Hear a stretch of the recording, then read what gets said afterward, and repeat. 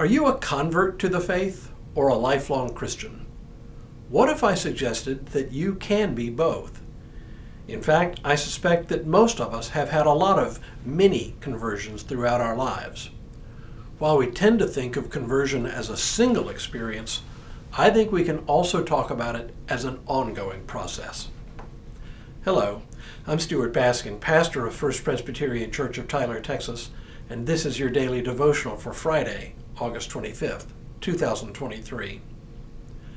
Some Christian traditions put a lot of stock in the idea that for Christian faith to be authentic, one must have had a single conversion experience, and the more dramatic, the better. If someone has ever asked you when you were saved, that's probably what they're after. They want to know the day and the circumstance of your conversion experience. But as I've said many times before, this is certainly one way into the faith. It's just not the only way.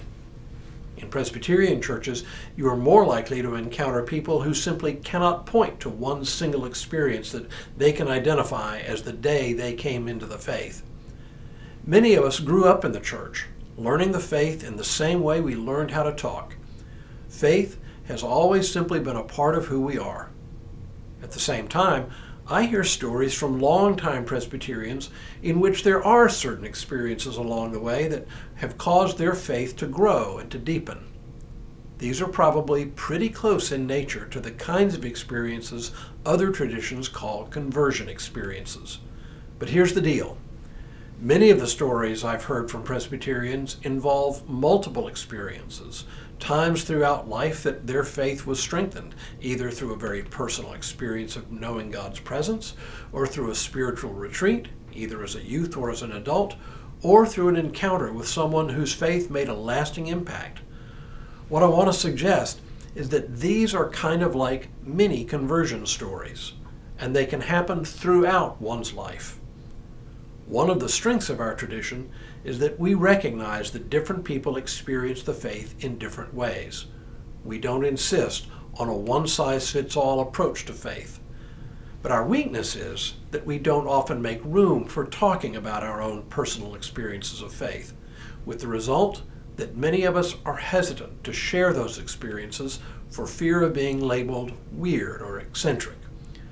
One of the joys of my position is that people will sometimes tell me some of their experiences, even some of their mystical experiences that they hesitate to share with other people. One of you recently shared an experience that happened to you many years ago. I didn't get the entire timeline or sequence clear in my mind, but after a car accident that took the life of 2 family members and seriously injured 2 others, this person spoke of a feeling of absolute and perfect peace that came upon him or her. They knew absolutely at that moment that God is real and that they didn't have to harbor anger at the person who caused the accident. That one experience has marked this person's life for decades since. And that's just one story I've heard over my many years of ministry. But what if you've never had that kind of experience? Does that make your faith any less valid? Of course not.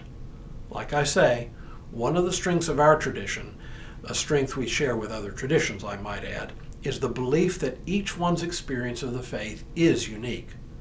Oh, to be sure, we can discern some common elements of these individual experiences, but each one is truly unique.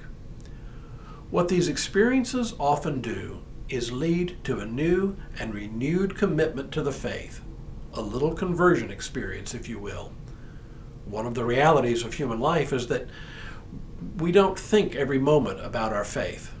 There are times when our faith feels stale and lifeless, and we just seem to go through the motions, coming to church just because that's what we do. But it's like many other areas of our lives. For example, in our most intimate relationships, we may go through periods, even years, when we just go through each day without much of a sense of passion. But from time to time, we have days when love becomes more real, more intense. Same with our work life. Many days we just get in and do the day's work and go home. But other days, we feel a great sense of purpose and pride and fulfillment in what we do. That's the way faith is. I know of no one whose faith is uniformly strong day in and day out. Instead, it tends to be marked by occasional moments of more intense feeling, moments that often spur us to recommit ourselves in some new and different way. A mini conversion. Tomorrow, how do we come to faith? The technical term is effectual calling. But for now, may God continue to bless you and keep you in all that you do this day and in all the days ahead.